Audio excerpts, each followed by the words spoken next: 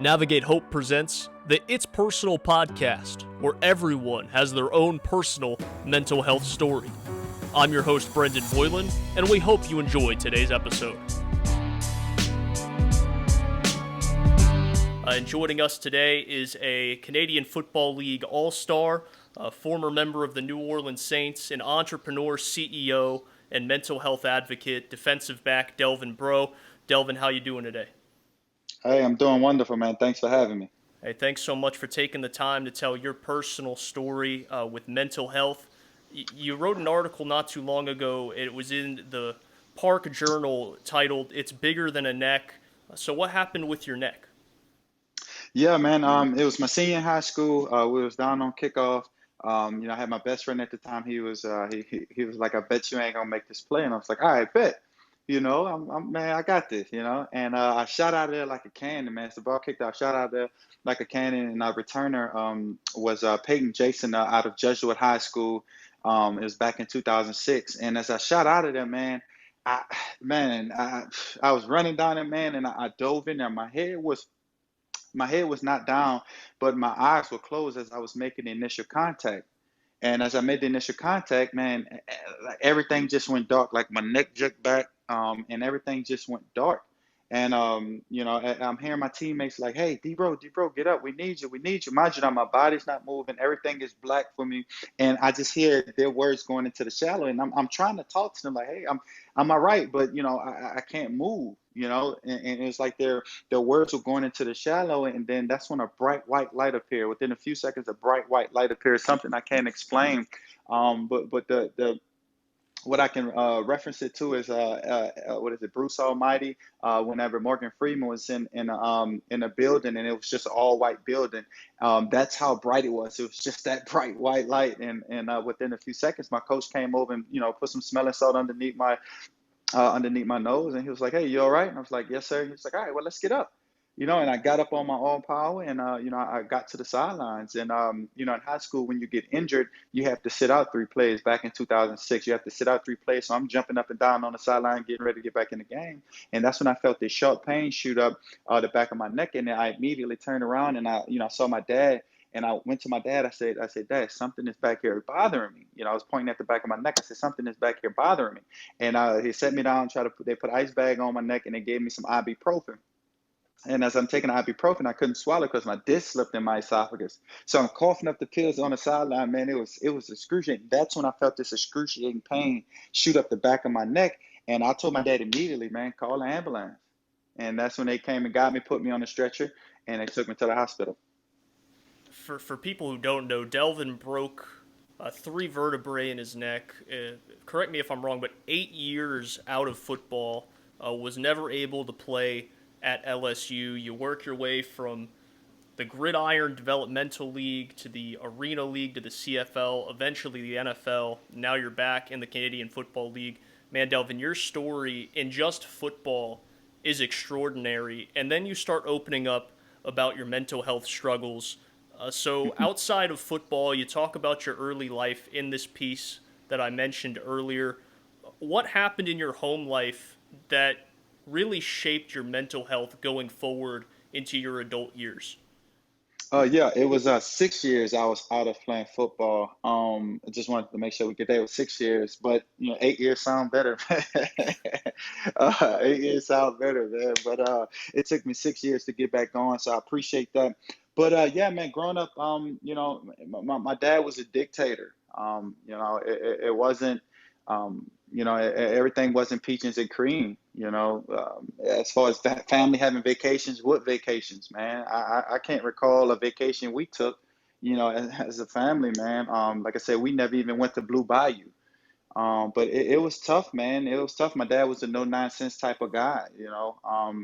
And yeah, I felt I was treated differently as a kid, man. I used to get abused, physically abused, like with whippings, right? You get whipped, man, but my whippings was taken to a whole nother max, man. You know what I'm saying? And as a kid, that's something I didn't understand. And my dad was like, "Oh, it's all tough love," but tough love, man, you're really messing with me mentally, man. From getting beat with a bat, to for not knowing the 50 states, man. Like, come on, man, I'm just a little kid, man. Like, come on, bro. I'm a little kid, man, and you that angry to go get a bat and beat me with a bat, man, over the 50 states, excuse my language, over the 50 states, man. And not just that case, me and my brothers, we got whipped over a bag of corn chips, bruh. You know what I'm saying? Like he thought somebody stole a bag of corn chips, man. The original Frito chips out of the chip bag, man. Nobody eats those, And I think my dad is something wrong with him mentally, man. And but when you talk about it, he's think, oh, nothing wrong with me, nothing wrong with me. I'm good, I'm fine. But how could you say you're fine when you're beating your sons over a bag of chips, man? And it got so rough around there. Like one night I can remember, the situation about the bag of chips. He almost went and got one of those jack pipes, man. Like if you're trying to jack up a tire, man. He went got one of them one day, bro. Thank God my brother ran away, because ain't no telling what would have happened, man. So about 9 years old, man, that's when that was my first attempt. I tried to, I tried to commit suicide. I went in my dad's closet at 9 years old, man, after getting a whipping, because I was trying to figure out why, like, why me, man, why? I'm just a little kid. So, like I said, I used to get punished, man. I used to be kneeling in rights, man, for like 2 hours, bro, on tile, man. If that's tough love, I mean, that's bullshit, and like I said, he was a no nonsense type of guy. And 9 years old, man, I knew where he put his gun at. His gun was in the top closet, and one day all my family left, and I was on my knees. I was punished in the dark, man. And I went in his closet, man, and you know, I had this 9 millimeter. I had it in my hand, man, and I was very much so contemplating on taking my life, man. And the reason why I didn't go through with it is because the gun was too heavy, right? It was too heavy for me. I'm 9 years old trying to hold a gun, man. I didn't know what to do. I didn't know how to do it. And I'm just looking at it, man, like I'm about to take my life. I'm tired. I'm hurting. I'm in pain. I'm a little kid, man. But this is called tough love. That's bull crap, man. And the gun was so heavy, man. I didn't know how to work it. So I ended up putting it back up in the closet, man. And I was like, man, that's not the right way to go. I always wish I had a different family, man. I don't think my family even knew that. So you getting a great insight. I always wanted a different family, man, because of the abuse, man. I didn't know, I wanted to know what it felt like without that, man. It wasn't even talking with him, man. It was straight, I'm tearing ass up. And he had this little size 10. He used to work for Surgeon and Waterboard, and he had this size 10. It was a shoe sole. He took it out, he wrapped it up, man, and that's how we used to get whipped, man. Like some days, man, I used to go to school, but I can't even sit down in my damn chair, man. You know what I'm saying? Even my brothers too, man. We could but I'm gonna share my story. I couldn't even sit down in my chair someday going to school, and we couldn't tell nobody because we were afraid what my dad gonna do, man. I feared my dad for so long, man. That it actually led into my life as an adult, man. As a teen. I've been a prison in my mind for 30 years, man. Being scared of my dad and being fearful of my dad, man. But I don't think that's right, man. It fucked with me mentally. It really messed with me mentally, man. And I had another attempt back in 2012, no, 2009. I'm sorry, 2009, where I tried to OD off of pills because my mind was just messed up, man. I had so much pain and anger built up inside me, man. Like I always wanted to talk to my dad about like why me, man, why? But he never went. Oh, that's tough love. That's tough love, and that's how my mama raised me, and I did what's right. I'm like, if that was right, man, that's bullshit. But he didn't want to hear that. Like I said, he's a dictator. He don't want to hear nothing, man. He's right his way or the highway. And I'm tired of that, bro. I've been tired for so long, man. I built up the courage to say I want to tell my story because I wanted to help somebody else, man. I tried to kill myself, 3 times, man, and it was all due to that. And I always wanted to know why, but I never got the answer, and I don't think I'm gonna ever get the answer, and that's why I'm okay with sharing my story now. Delvin, you talk so much about sharing your story there at the end of that, and there's this stigma, especially with African American males, even more so for you who play such a physical sport, that you're quote unquote weak if you don't talk Hmm. about your mental health or your feelings. How did you finally come to peace to combat that stigma and write this piece and share your story? You know what, man? It was, I was 25 years old, man. I'm gonna say back in 2015, whenever I signed with the New Orleans Saints. I tried to reach out to my dad. I was like, hey, man, I think it's time for me to talk. I reached out to him like, hey, pops, can we talk? Is there any way we can talk? He, what the AC broke in the house. It was always some type of excuse. We never, because I'm more sure he knew what I wanted to talk about. You know what I'm saying? I knew he knew what I wanted to talk about, but there's always a brush to the side. And I was just like, you know what, man, I'm not going to get that answer. So you know what? I'm going to forgive him. I forgave him and I forgave myself, man. I forgave myself for holding on for so long. Even after I forgave him at 25, I still was trying to figure out how can I implement my dad in my life to get what I need out of him. But it never happened, man. It never happened. So there'd be days where I would still try to figure out like why my dad did this to me, why he did this, why me, like why this way, but I never can get that answer. So I was like, you know what, I'm at peace with it, man. I'm done with it. It's time for me to share it for someone else. Someone else can be going through this. What stays behind closed doors don't need to be said or whatever, man. I don't understand. And you said that behind these closed doors, we have to let it out. And as I said, in 2015, it's your first with the Saints. You're named Defensive Team MVP as voted on by the fans. You're the recipient of the Ed Block Courage Award, which is voted on by your teammates. And honestly, you were probably a Pro Bowl snub that year as well. You played perhaps the best football of your entire career. But what people didn't see was that you were going through a divorce, Hmm. you were seeking help through AA, you were Hmm. playing national televised games hungover. Hmm. What dangers are there in forgetting that despite people's success that we see, whether it be in their job, whether it be through social media, that we really have no idea what's going on behind closed doors?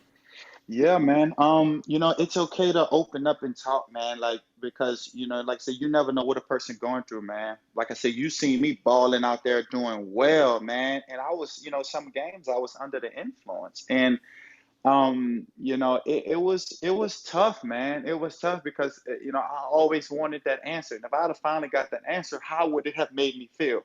So moving forward, guys who are going through this, come out early, talk about it. It's okay to share. You're not weak-minded. You're not weak. You're actually helping yourself, man. Because I feel damn good about myself now.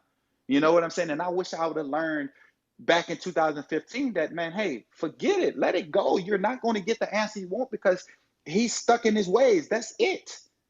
That's who he is. And man, look, it's okay to come out. So don't be afraid to challenge yourself. Challenge yourself. Hey, I want to get myself better mentally. I want to go get help. I went enrolled myself in AA personally. After I went I went and enrolled myself in AA before I actually went to Coach Payton. I went to Freddie Mac and I told him my situation. I went to, then I talked to Coach Payton. Then they got me to go to Tennessee right before the Tennessee game in 2015. I took some time off to go to Houston with John Lucas. And man, he most definitely helped me, man. He's a guardian angel. So I really appreciate John Lucas for taking the time to work with me and help me understand that, man, it's okay to come out and talk about your problems. Don't let that shit sit on your chest, man, because that's why you could have killed yourself back in 2009 when you were 9 years old and in 2010. So don't be afraid to come out and talk. And man, I really appreciated that. So going back, and a lot of your pain and a lot of your mental health struggles stem straight from your relationship with your father and going back to your childhood. You've started to Hmm. express some interest in coaching. From what I Hmm. understand, you've received some offers, especially with your time off because of the COVID outbreak. No Canadian Football League this season. How do you feel you can use your experiences not just on the football field, but also the experiences you had at home and knowing that maybe every kid you coach isn't coming from a peaches and cream type of situation at home? What kind of influence can you have on them as well as your young son DJ? Man, I can have a great impact on a lot of kids because, first of all, I did made peace with the situation, right? So now I'm comfortable to share. So when I see a kid who's asking for help, mind you, now kids don't have to be all informed, right? They can act out, man. Kids lash out like me. I was lashing out. My lashing out was asking for help. I was crying for help. So now I can see that in kids now, right? I can see if a kid lashing out, wanting to run away, or wanting to not eat because they're not eating at home, or don't have clothes, that's fitting for school. Either they dingy, dirty, not clean, or something. I can see that now. You know what I'm saying? I can see that, and I wouldn't mind going ask the kid, "Hey, can we sit down and talk? Like, what's going on? What's your situation?"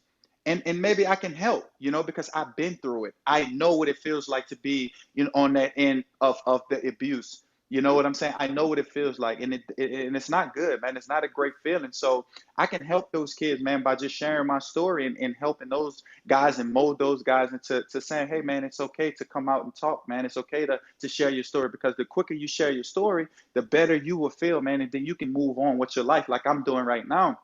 And then for my son, man, I can sit down. I'm not going to do what my dad did. I'm not, man. I'm not going to sit up here and beat ass first and then want to talk later. I'm not doing that. That's bullshit, because it scarred me. It scarred me. It could have really killed me mentally, man. I could have killed myself mentally, dog. I'm not going to do that with my son, and I'm not going to do that with the kids that I'm working and coaching with, man. So I'm thankful that I got a coaching opportunity, to where I can be around kids and I can help those kids maneuver and work their way through situations, man. And for my son, I'm going to talk. I'm going to talk to my son, man. I ain't got to beat ass. I have a stern enough voice to where my son will understand, hey, no means no and yeah means yeah. Simple. What advice would you have for other coaches? You said right there that there's things that you can see now in a kid because you were in his shoes of mental, physical abuse, some Mhm. impoverished times in your life. What would your advice be to other coaches, and what should other high school and maybe middle school coaches be looking for, especially in a time with COVID where kids are home more than ever? You know what, man? I want the other high school coaches to take time out, of coaching football and sit down with their players and talk to them. Have a session, with each player, man, because each one of those players have different stories, right? Whether it be on a weekend, maybe go bowling, maybe we go, go take a hike, but sit down and actually interact with those players, not just about X's and O's. It's not just about X's and O's, because somebody can be going through it mentally, bro. Like me, like one of those kids can, have belt with, what you call those belt marks on their ass. Can't sit down in class, but I want those kids to be able to come talk, or even high school. I want those kids to be comfortable enough to come talk to their coaches. Hey, coach, I'm having a problem at home. I'm not afraid to talk about it. I want my coaches to do that, and I want the coaches over the world to see, like, hey, man, it's not about us. It's about the kids, man. Those kids lashing out, man, is because they're crying for help. It's a need for help. So I want coaches to pay attention to that, man, and say it's okay to come talk to us and actually do something about it. Don't just damn talk to the kids and just, okay, well, dismiss them because they go home to the same shit. Actually do something about it, man. Bring the parent in.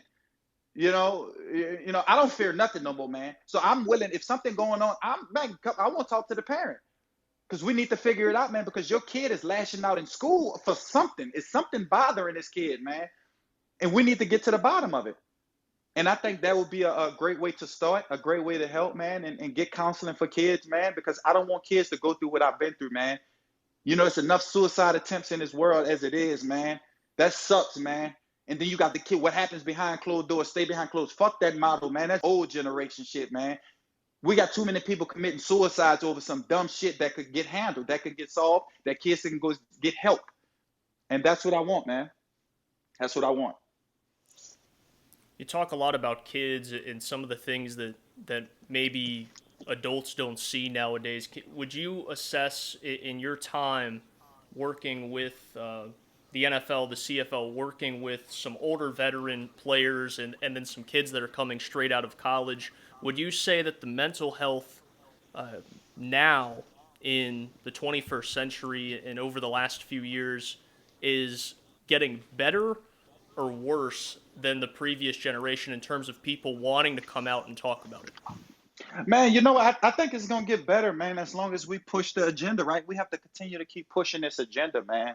We have to keep pushing the suicide, mental health aware. We need to keep pushing it out there because the more we talk about it, the more kids and the more college kids can come open up, right? Because that's when I try to commit suicide, twice, man, in college because it all dawned on me or whatever. But being able to have an assessment, right?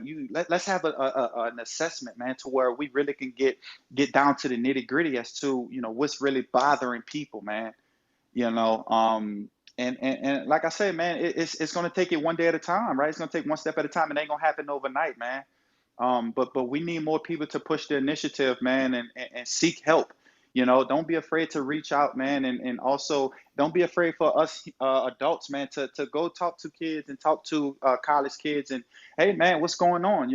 It's okay to just talk, to talk about life, man, because football is it's okay. Football is there, but it's more about life after football. Is where most adults, especially being a professional athlete.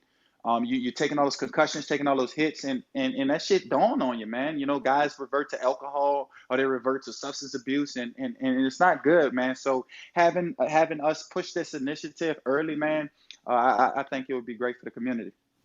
Well, Devin, you just saw that Dak Prescott, the quarterback of the Dallas Cowboys, he opened up about some of his struggles with losing his mother to cancer and then his own brother to suicide over the last few years. What would your challenge be to some of your teammates in the CFL or former teammates in the NFL to step out and talk about their issues like you and Dak have? Man, it's okay. That's what I'm going. It's okay. You're not weak. You're not letting nobody down, man. I promise you, the abuser, they want you to talk about it because they need help. They need answers. So it's okay to talk about it, man. And think about it. You're not just helping yourself. Helping so many more people than you, man. You're helping so many more people than you, man. Millions, billions of people, man. Why not make that impact? Why not be that hero? Why not be that superhero for somebody else, man? Especially Dak Prescott, especially myself, name big names like us, man. Why not? Kids are going to look up to us, man. College kids are going to look up. Adults are going to look up to us, man. And that's going to make more guys in the CFL, NFL, they're going to come out more because they can rally behind guys like us because we're strong. They're seeing how we're making moves, making initiatives go. Man, look, I talked to one of my teammates maybe like a month ago, man, and we was talking about mental health awareness and how our mental health is, man. And they're ready to come out and talk. So I can't wait, man, because I'm helping too, right? I'm sharing my stories with them because they're like, damn, bro, you're confident to tell your story. You ain't weak. I know I'm not weak. I'm not weak. I'm not a coward. I'm not scared. I don't fear anything. It's because I didn't been through it. I didn't live through it. Now it's time to help somebody else out, man. Yeah, that's beautiful, Delvin. That truly is. Finally, my last question for you is: September is Suicide Prevention Month. You're a suicide survivor yourself. What would your message be to anyone, whether they're a Saints fan, a Ticats fan, a Delvin Breaux fan, or someone who had never heard your name before listening to this podcast?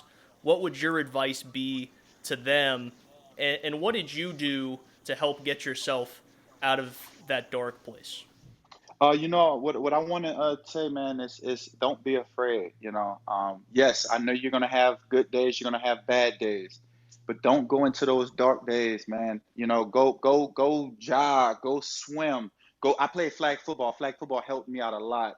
Go do something to get your mind off it because yes, that shit sucks. It's hurtful, and you want answers. I know you want answers, but sometimes you're not going to get those answers because people are stuck in their ways. So you just have to understand that, hey, maybe that's the best they could have done. You know what I'm saying? Open your mind up like, hey, that's the best they could have done. Am I going to make the same mistake with my kid? No, hell no. So you have to be strong mentally. And once you break peace with yourself, that's what happened with me. Once I broke peace with myself, I feel so good, man. I feel damn good. So if anybody that's going through it right now, don't be afraid to talk about it, man. Please don't, because I need to see you. I need to meet you one day. You know what I'm saying? Delvin Bro wants to meet you because I've been through it. I survived it. I want to meet you. I want to talk to more survivors, man. So if that's what they can take, just be mentally strong. Find something to do. to get your mind off. And whenever you're going through those moments, like I said, I used to play flag football. I went play flag football, or I went lift weights. So go find something to occupy that time, and then when you come back, man, hey, you're gonna be like, okay, but then you're gonna go back into a dark space, because I was doing the same. You're gonna go back to a dark space, and you want to revert to drinking to take away the pain, or you're gonna revert to smoking. F all that, man. Don't do that, because that ain't gonna do nothing but deteriorate. That's gonna make you go down and be in a dark space even much longer. So just find a peace, find a balance. Pray to God. I'm a big believer in God, man. I'm a big believer in God. So I prayed to God. I always had my Bible with me. So whenever I went in those dark spaces, I would pull out my Bible, and God would help me see the light. He was like, hey, look, there are better days coming. Just continue to keep fighting. Continue to keep fighting, because Delvin Breaux wants to meet you. Delvin, for people who don't know you, you are this animated, this positive all the time. You're super interactive on your social media platforms, on Twitter and Instagram.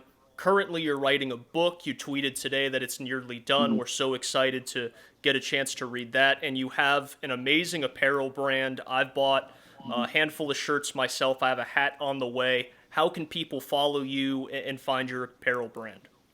Absolutely. You can go on Instagram. It's Bro Show 40. Bro, BREAUXSHOW 40. And then my apparel page is Bro Show _ apparel _ and on Twitter you can find me at Bro Show 24. And yeah, man, my fan arc is all under my bio, so y'all go support, man. And like I said, I'm pretty excited about the new movement I'm doing. And yeah, man, I mean, I'm excited, man. Well, Delvin, we are so thankful for your time. All we can do is hope and pray that the right person hears this at the right time, and that your story beyond football is still as inspirational, or even more inspirational than your story with football. So we thank you so much. I appreciate it, Brendan. Thank you, man. Thank you for listening to today's episode of the It's Personal podcast by Navigate Hope. We want to thank our guest, CFL defensive back Delvin Breaux, for sharing his personal mental health story. For more information and resources on mental health and suicide prevention, head to navhope.org. That's NAVHOPE.org. And we'll see you next time for the It's Personal podcast.